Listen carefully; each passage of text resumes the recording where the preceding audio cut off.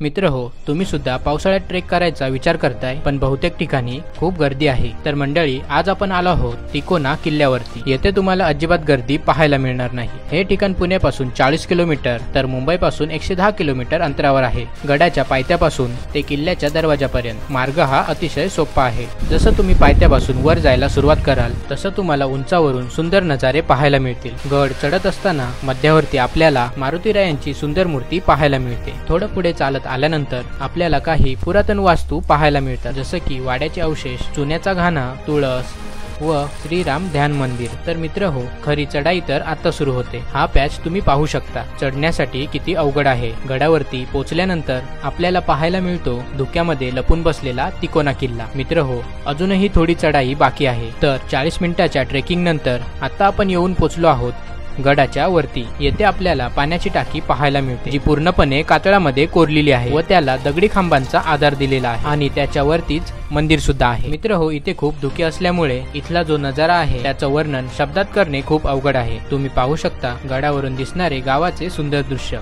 तर मित्र हो, तुम्ही सुद्धा या ठिकाणी नक्की भेट द्या व निसर्गाचा आनंद घ्या। पण गडावरती येऊन इतर लोकांसारख्या फालतू रील्स बनवू नका। गडावरती येऊन नाचण्यापेक्षा गडाचे संवर्धन करणे हे खूप महत्त्वाचे आहे। चला तर मंडळी, पुन्हा भेटू नवीन एका सुंदरशा व्हिडिओ मध्ये।